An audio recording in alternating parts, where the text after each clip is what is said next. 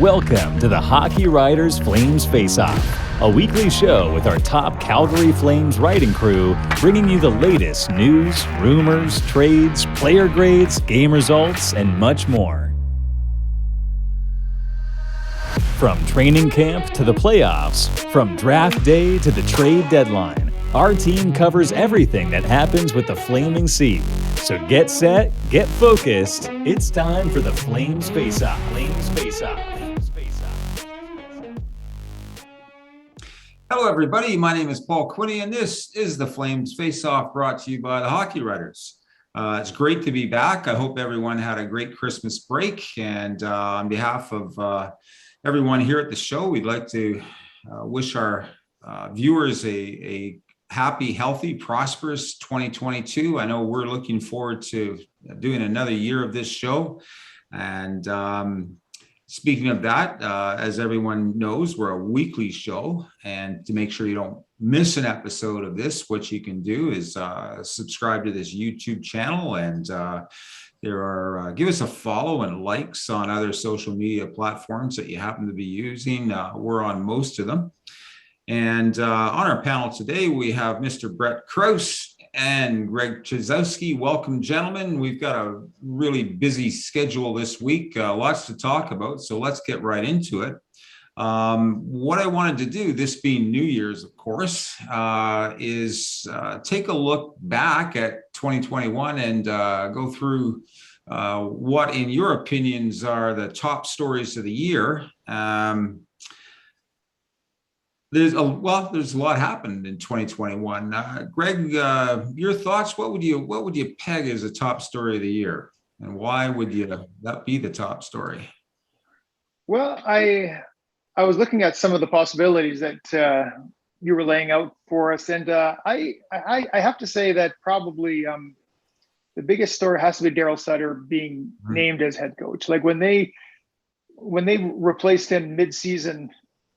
When he replaced Jeff Ward mid-season last year, it kind of sent shockwaves through the team, and it kind of it signaled a lot of things. It signaled to me, the biggest thing was that they want to win now, and there was no rebuild coming. When they brought Darryl Sutter on board, like he wasn't coming into town, he wasn't coming out of retirement from his farm in Viking, Alberta to take over a rebuild. He really wanted. Flames management felt this team had the pieces to win, immediately. And although he didn't really exactly get the results he was looking for last season, I think he finished 15-15. I think he actually has turned this team around, and it's been impressive. I wasn't really sure what to expect, if the team would respond, because this is a team that kind of has been faltering in the playoffs in recent years. And I think maybe this tough love of this Sutter hockey might be just what this group needs. So I would say that hiring Darryl Sutter was probably the biggest story from the past year. Brett, what do you think? Is that the biggest story, or is there anything else there? Could it be, as well, Greg's pointed out, could it be the Flames' sizzling start to the 2021-22 season? What are your thoughts?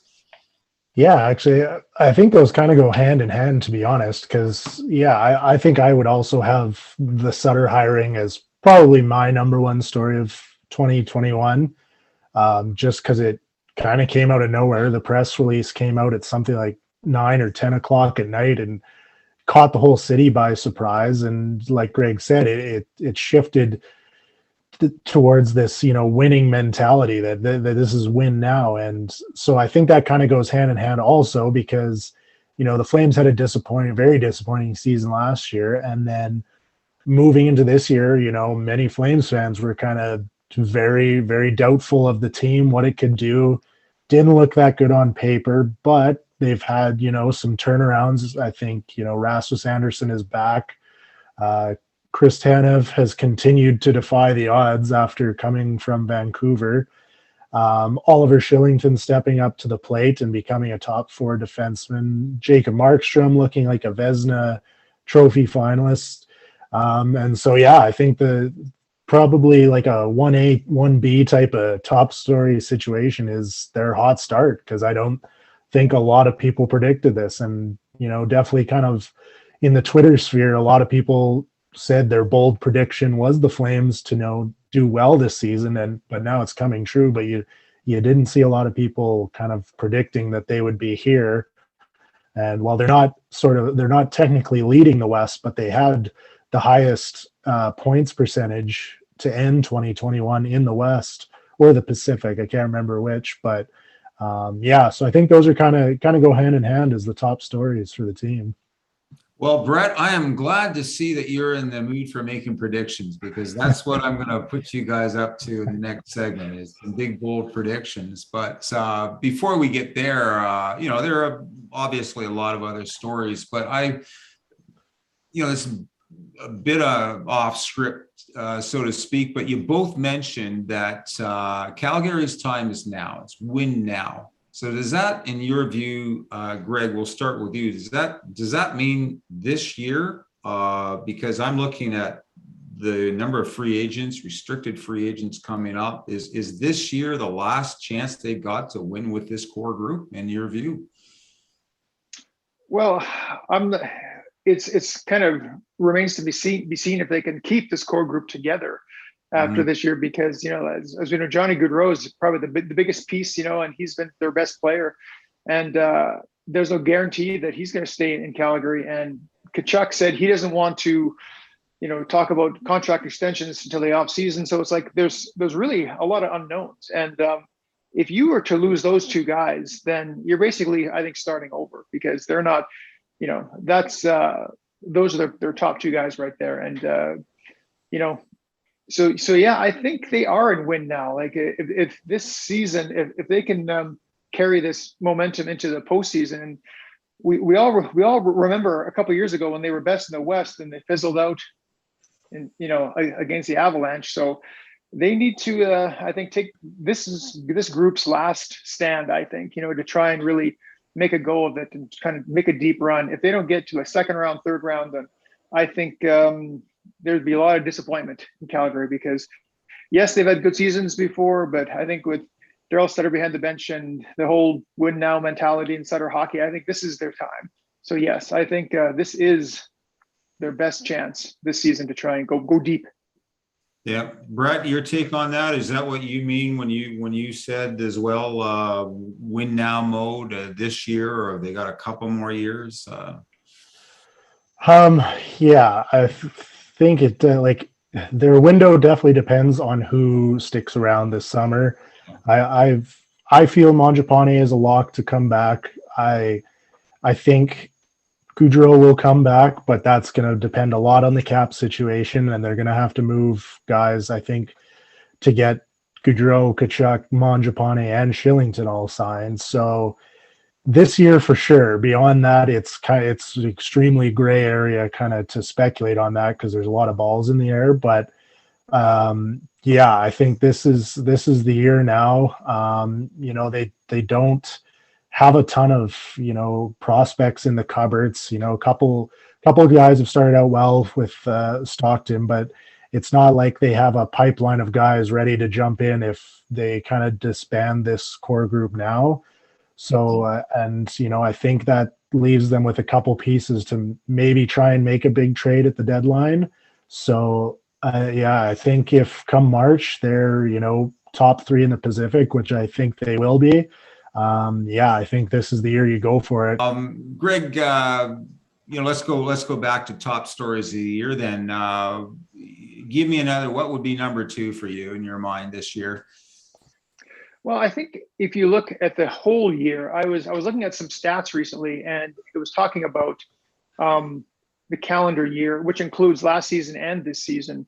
And Andrew Mangiapane finished last season on a real hot streak, and he just kept going into this year. And I think if you put his last 82 games together, he's actually scored 36 goals. And anytime you can be like a 35 plus goal scorer in this league, that's pretty good. Like that's a pretty big deal. Like the Flames haven't really had anyone like that for years. And if he can continue his pace he's on right now, he had another goal against Seattle a couple nights ago, and up to 18. So he's on pace to probably do just that. Like 35 to 40 goals if he keeps this up.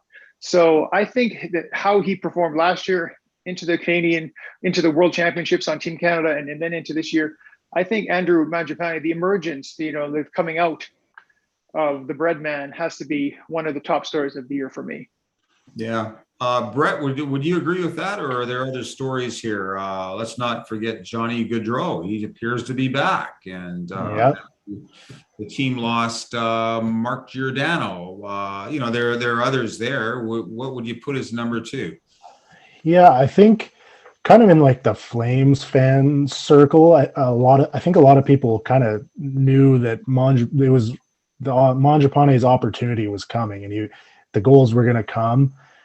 So I don't think a ton of Flames fans were surprised to see his performance at the Worlds. So kind of from a Flames fan perspective, I think kind of Mark Giordano leaving the team after, being the captain, since Jarome Iginla left, like that's 2 guys who have been your captains since 2002 or 3 when Iginla was named, and they've yet to name a captain since. So I think that's another big story. It was a lot of shoes to fill for the guys, on the back end, but I think Hanifin has done a great job, and Shillington has been an excellent surprise, as everybody knows.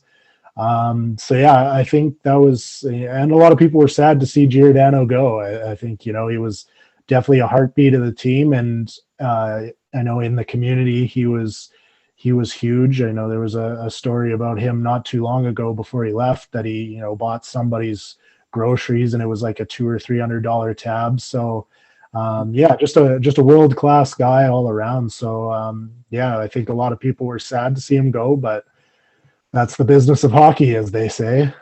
Rough business. So guys, give me one more. Let's do top 3. We've got the top 2. Greg, what would the number 3 story of the year be for you?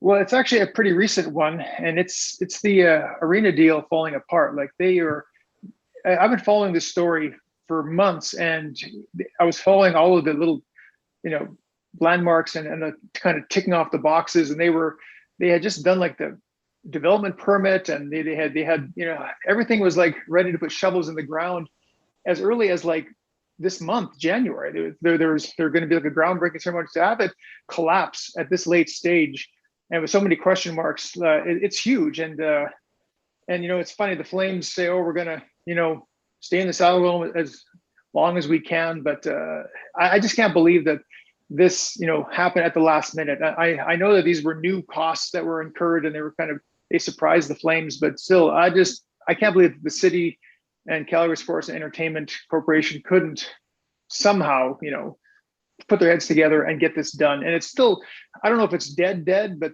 some kind of deadline passed the other day where the Flames officially pulled out. So I don't know if they do a deal, whether they'll have to start from scratch or they can somehow resurrect this, because like the city of Calgary put in millions of dollars just for the planning stages, that's down the tubes right now. And that can't sit well with taxpayers. So I think that has to be, as disappointing as it is, probably one of the biggest stories of the year. Yeah. Final word to you, Brett. Your number 3 story. If it's not that one, would there be another one? Yeah, I'm going to stick to the ice on this one, and I'm going to say kind of the pro debut and emergence of Dustin Wolf down in Stockton.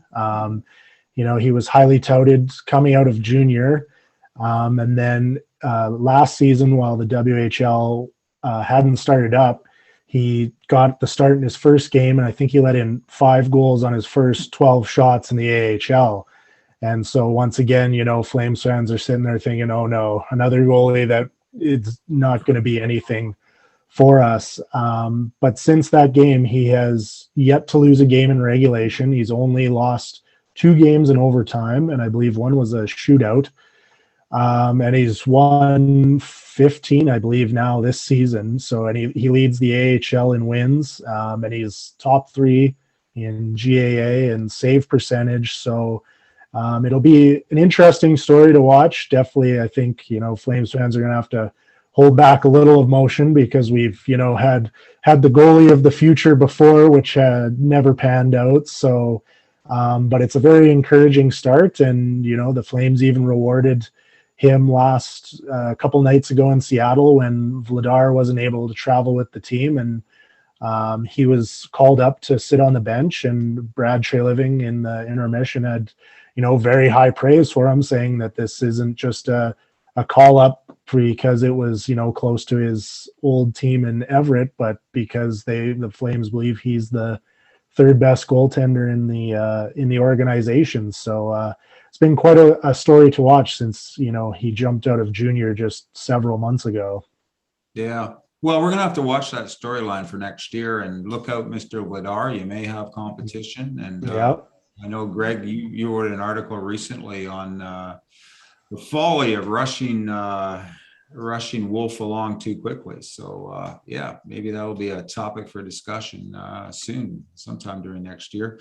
Wanted to switch to big, bold predictions for 2022, and what I thought I'd do, gentlemen, is lay out 10 bold predictions for you. And I'd like you to assign them a probability. So 0% meaning it's never going to happen, and 100% would mean you've already bet your ranch on this happening. So, Greg, I'm going to start with you. Calgary Flames win the Stanley Cup. Give me a percentage. 20%. 20%? Yeah, it could happen. Are you feeling more bullish on that one?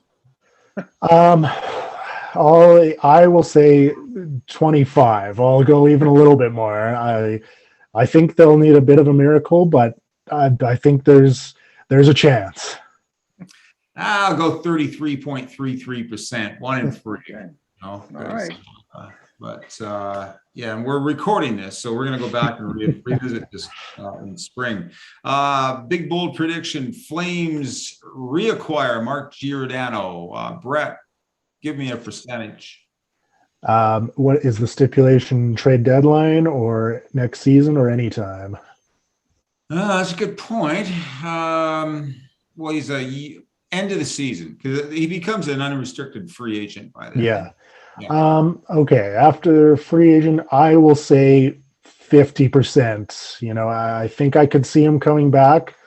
But I also think I could see him being kind of like, enjoying the leadership role in Seattle, building something there too. So I'll say 50%. I won't be shocked if it happens, but I don't think it'll happen.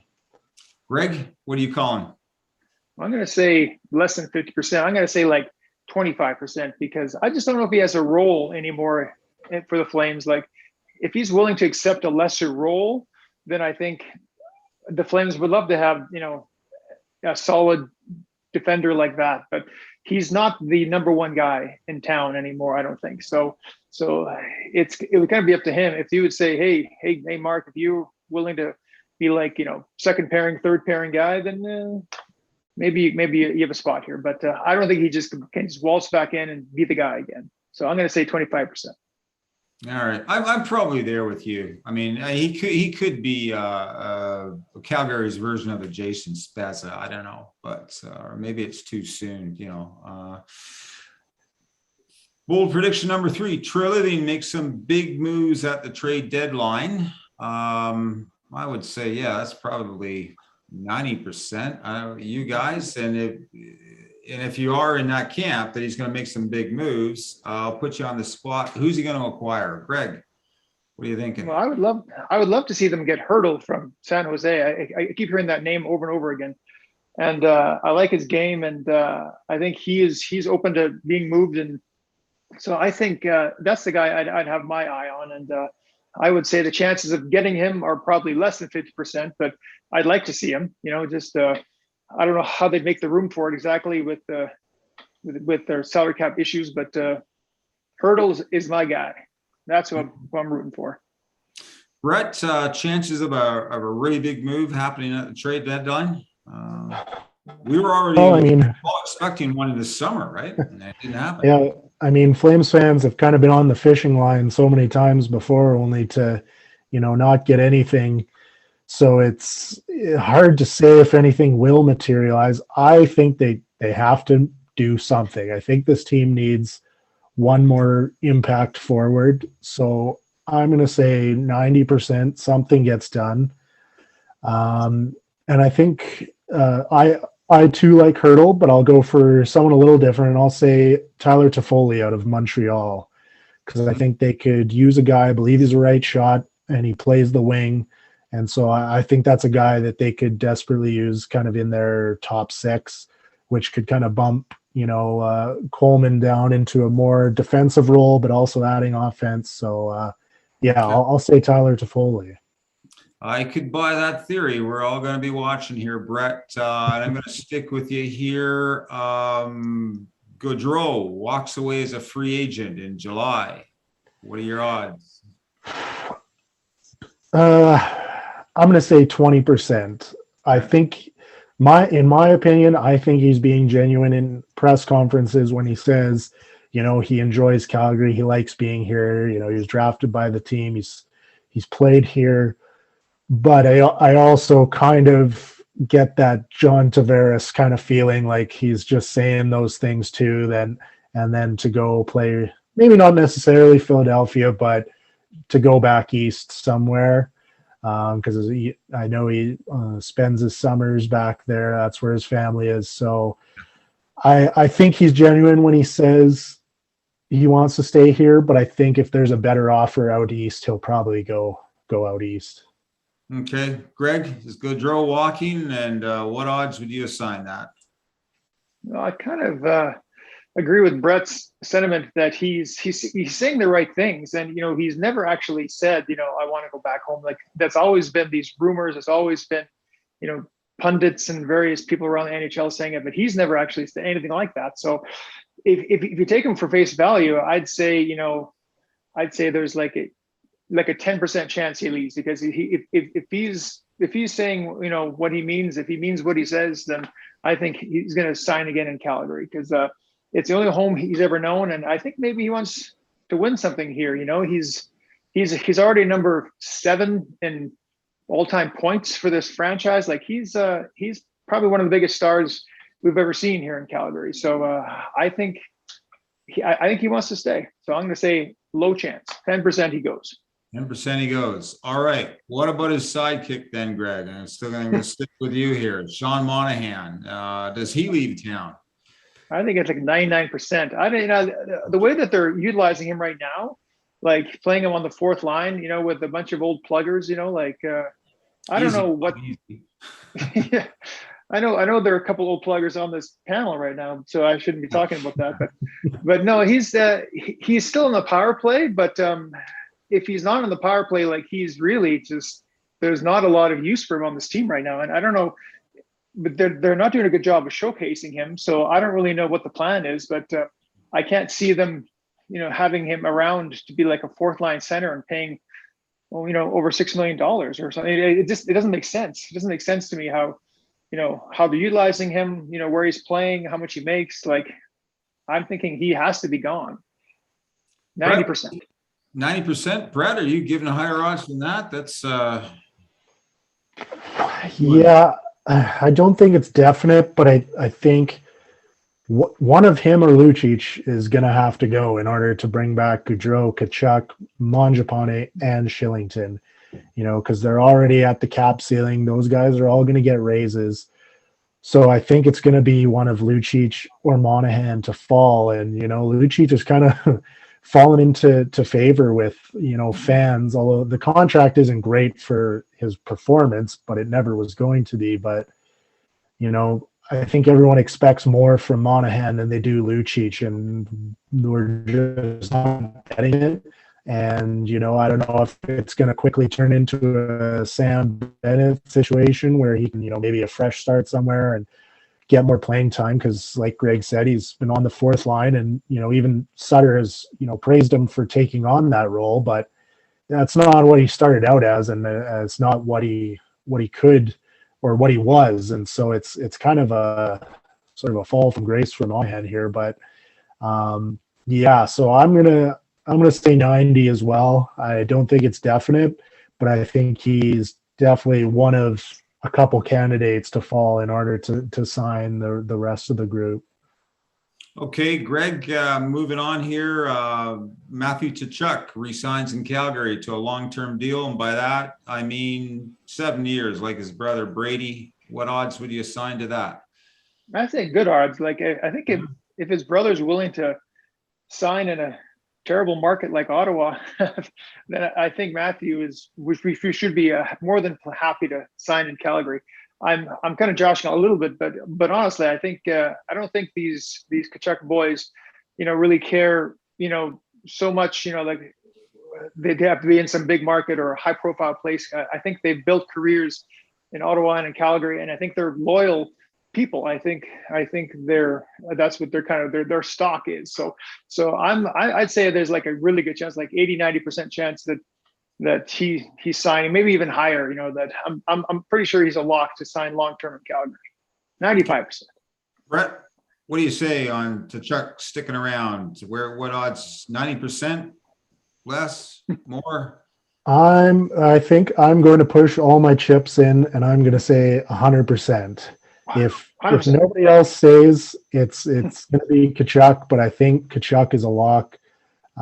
Just when you hear him talk, he's so passionate about winning here, and he talks about how Calgary drafted him, and he was, you could tell he was really frustrated to hear that he was coming up in trade rumors, which kind of signaled to me that he was kind of mad if it was true that they were thinking of trading him. And so I think he really does want to win here, and you look at Brady's situation, and I think that's the exact situation we see in Calgary. I think they're going to sign him long term, and I think they end up naming him captain. All right, we got to get a couple quick more predictions here, some betting in. Markstrom wins the Vezina. Greg, 90%, less? Well, I'd say it's kind of 50-50. Like he started off so hot, with all the shutouts, and he's looked pretty ordinary in his last maybe like 4 or 5 starts. During that losing streak, he didn't look great. I know Vladar was on net for one of those, and even last night he was, not last night, a couple nights ago in Seattle, he had let in like I think 4 goals on 18 shots, and they ended up getting a few more shots after that. But he's looked pretty ordinary in his last few starts. So it's like I think his stock has fallen a little bit over the last little while. So I'm going to say it's like 50-50 that he's a Vezina winner. Brett, you giving Mr. Markstrom any better than 50-50 on a Vezina? Yeah, I think I'm going to go 60, a little more optimistic. Yeah, he started out hot. I think he's fallen a little bit, but which was kind of to be expected because he'd played just stood on his head. But there's a couple, Shesterkin in New York, Jack Campbell in Toronto. I think there's going to be probably about 5 or 6 guys who are probably more than deserving. I was just looking, and Vasilevsky's climbing back up the ranks again in save percentage. So he'll be in tough, but I think if the Flames continue like they did in the starts and like they played in November, then I think he's got a real good shot for sure. All right, I'm going to stick with you, Brett. Sutter wins the Jack Adams Awards. What would you give that as a happening? 90, 10, 50-50? I am going to say 90. I think, there's not too many other candidates. I can't think of off the top of my head who I recently saw who was another good candidate, but just kind of the contrast between last season and this season for the Flames, I think, and just what he's done for this team and how he's kind of turned, even all the players around, like individually, Rasmus Anderson's having a better year. Johnny Gaudreau is on fire. Markstrom is back.